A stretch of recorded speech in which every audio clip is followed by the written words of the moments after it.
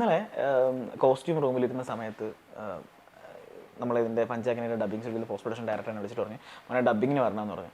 ഞാൻ ചേട്ടാ ഇവിടെ സീന് തീർന്നിട്ടില്ല, പുള്ളി എടുത്ത് ചോദിച്ചാൽ എനിക്ക് അസോസിയേറ്റിനെ വിളിക്കാനാണ് പറഞ്ഞത്. ചോദിച്ചിട്ട് അവരുടെ പെർമിഷൻ കിട്ടി ഞാൻ വരാമെന്ന് പറഞ്ഞു. പുള്ളി നേരെ സാറിനെ വിളിച്ചു, സാറിനെ വിളിക്കുക. അപ്പം ഞാനിങ്ങനെ ഈ ചെയർ പോലെ ഒരു ചെയറിൽ ഇരുന്നിട്ട് കാല് രണ്ടും വേറൊരു ചെയറിൽ ഇങ്ങനെ വെച്ചിട്ട് ഞാനിങ്ങനെ ഇരിക്കുക. അപ്പോൾ എൻ്റെ കൂടെ വേറൊരു എൻ്റെ പേരായിട്ട് ചെയ്യുന്ന എൻ്റെ പേരല്ല എന്നാൽ കൂടിയും എനിക്ക് അതിനകത്ത് ട്രയാങ്കിൾ ലവ് സ്റ്റോറിയാണ്. അപ്പോൾ അതിനകത്ത് വേറൊരു കുട്ടി, ആ കുട്ടി എൻ്റെ അടുത്തുണ്ട്. അപ്പോൾ ഞാനിങ്ങനെ കാലിങ്ങനെ വെച്ചിരിക്കുകയായിരുന്നു. സാറിൻ്റെ കോൾ വന്ന സമയത്ത് ഞാൻ സഡനായിട്ട് ഞാൻ ചാടി എണീറ്റ് സർ അത് മറ്റുള്ളവരെ കാണിക്കാൻ വേണ്ടി അഭിനയിക്കുന്നല്ല ചേട്ടാ, ശരിക്കും ഞാനത് ചെയ്തു പോകും. അല്ല അതങ്ങനെയാണ് നമ്മൾ പണ്ടോട്ടുള്ള അങ്ങനെ നമ്മളങ്ങനെ ചെയ്തു തുടങ്ങിയാൽ നമ്മൾ അങ്ങനെ ഓട്ടോമാറ്റിക്കലി എനിക്ക് വരും.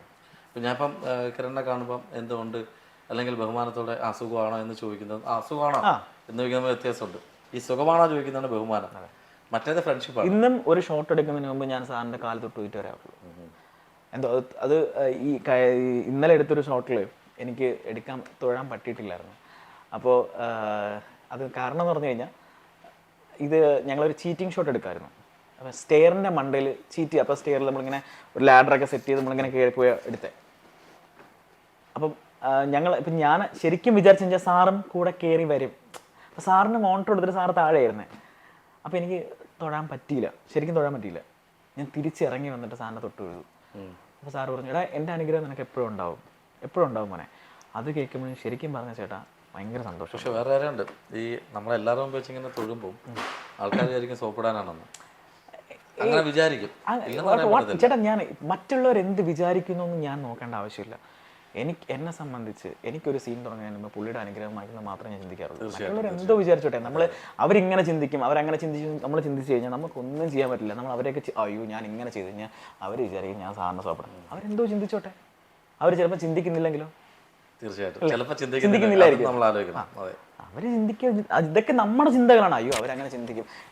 നമ്മളിപ്പം ഇപ്പോൾ ഒരു കാറ് വാങ്ങിച്ചു കഴിഞ്ഞാൽ നമ്മൾ തൊട്ടപ്പുറത്തെ വീട്ടുകാർ എന്തിരിക്കും, അവർ ചിലപ്പോൾ എന്താ ചിന്തിക്കാനായിട്ടാ. നമ്മൾ നമ്മുടെ കാശ് മുടക്കി നമ്മളൊരു വണ്ടി വാങ്ങിക്കുകയോ, അത് അവർ നമ്മുടെ കാര്യങ്ങളല്ലേ, അതൊക്കെ അവർ നോക്കേണ്ട കാര്യങ്ങളൊന്നുമില്ല.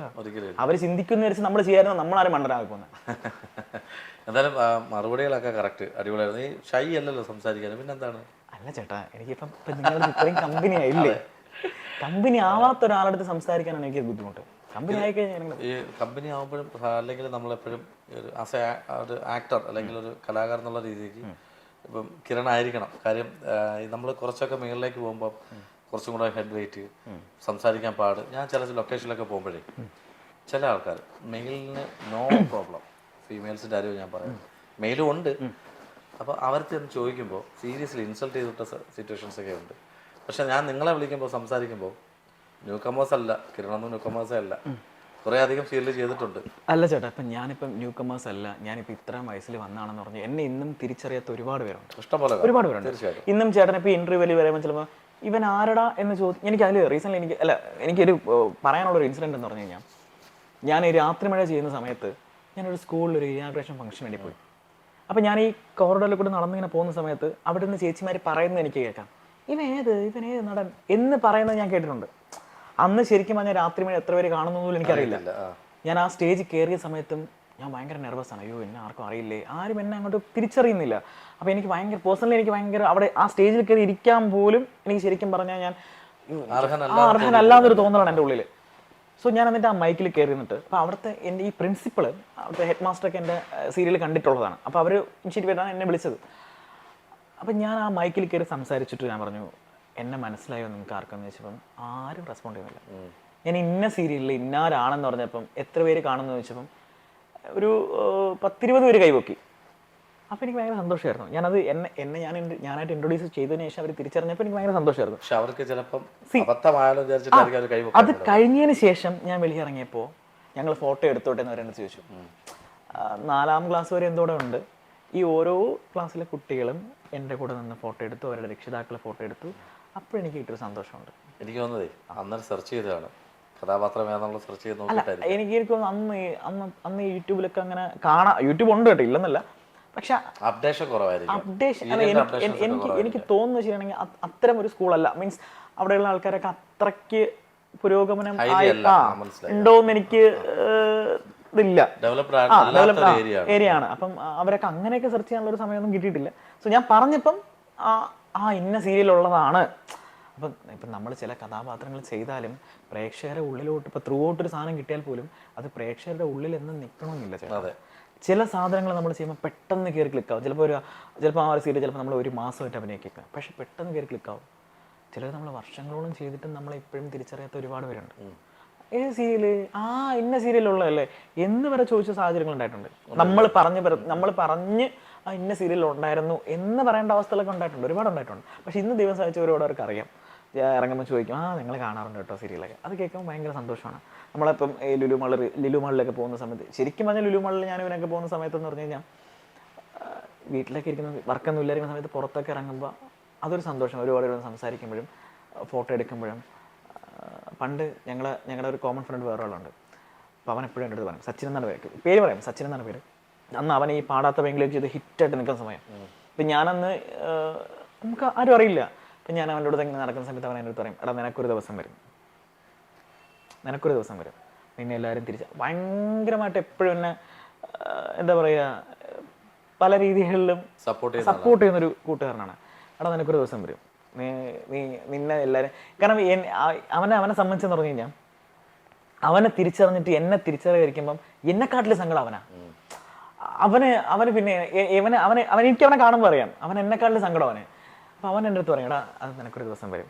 ഇപ്പോൾ ചേട്ടൻ ചോദിച്ചില്ലേ അനൂപ് സംസാരിക്കും, അനൂപ് എല്ലാവരെയും കാണുമ്പോൾ അങ്ങോട്ട് പോയി സംസാരിക്കും. എനിക്കങ്ങനെ അതിൽ വേറൊരു മോശം അനുഭവം ഉണ്ടായിട്ടുണ്ട്. ഈ ലുലു മാളിൽ തന്നെ ഞാനും സച്ചിനും കൂടെ ഒരു ദിവസം പോയ സമയത്ത് ഞങ്ങൾ ഹൈപ്പർ മാർക്കറ്റിൽ നിന്ന് പോയ സമയത്ത് എല്ലാവരും കണ്ട് തിരിച്ചറിഞ്ഞ് ഫോട്ടോ ഒക്കെ എടുത്തു. അതിനുശേഷമാണ് ഞാൻ ഈ ചിരിക്കുന്നവരുടെ അടുത്ത് പെട്ടെന്ന് കയറി സംസാരിക്കുന്ന പരിപാടി നിർത്തിയതും അതിനൊരു റീസണുണ്ട്. അപ്പം ചിലർ നടന്ന് നമ്മൾ ഇങ്ങനെ എസ്കലേറ്ററൊക്കെ പോകുന്ന സമയത്ത് ഇങ്ങനെ കൈ കാണിക്കും, തിരിച്ച് കൈ കാണിക്കും.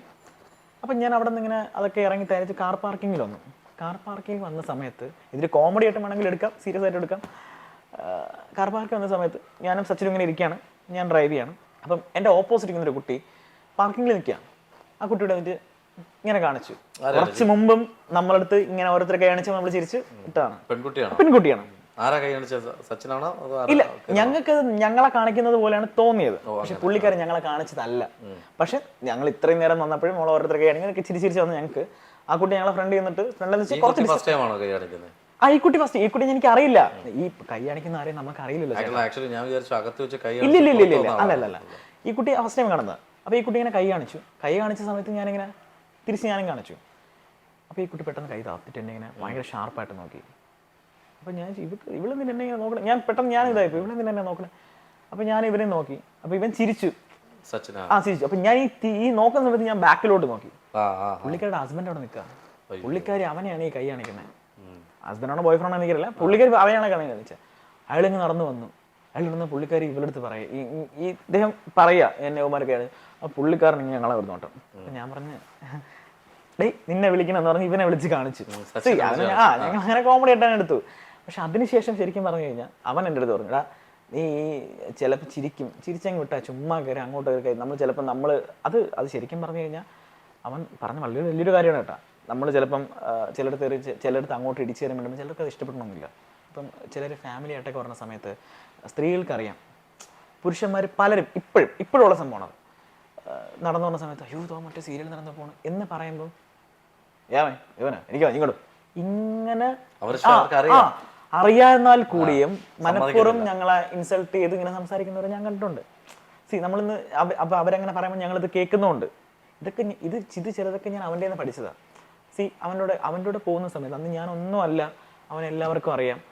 അപ്പം ഇന്ന് അനൂപിൻ്റെ അടുത്ത് അനൂപ് ഞാൻ ചിരിക്കുന്നില്ല അല്ലെങ്കിൽ ഞാൻ അങ്ങോട്ടേയും മിണ്ടുന്നില്ല എന്ന് പറഞ്ഞതുപോലെ ഞാൻ അന്ന് സച്ചിനെ എല്ലാവരും തിരിച്ചറിഞ്ഞു, എടാ അവരെ നോക്കി ചിരിക്കണ്ട എന്ന് പറയുമ്പോൾ അവൻ പറയും, എടാ ജസ്റ്റ് ചിരിക്കട്ടെ അവർ നമ്മളൊന്ന് സംസാരിക്കണമെങ്കിൽ നമുക്ക് സംസാരിക്കാം. അത് അഹങ്കാരമല്ല. അതിൻ്റെ നമ്മൾ അങ്ങോട്ട് അവരുടെ അടുത്ത് പോയി സംസാരിക്കാൻ പോകുമ്പോൾ ചിലരെല്ലാവരും നമ്മൾ സംസാരിക്കണമെന്നില്ല. ചിലർ നമ്മളെ ചിലപ്പം കളിയാക്കി വിട്ട് കഴിഞ്ഞാലും അതൊന്നും നമുക്ക് ബാധിക്കും. അതുകൊണ്ടാണ് അവൻ്റെ അടുത്ത് വന്ന് നമ്മളടുത്ത് ഇങ്ങോട്ട് വന്ന് സംസാരിക്കണമെങ്കിൽ നമുക്ക് സംസാരിക്കാം എന്നുള്ളൊരു സംഭവം.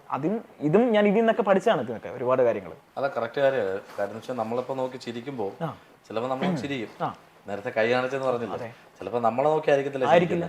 അങ്ങനെ സംസാരിക്കുമ്പോൾ നിങ്ങൾ ആരാൻ ചോദിക്കും, അവിടെ ഇൻസൾട്ടിങ് ആവും. അത്രേ ഉള്ളൂ.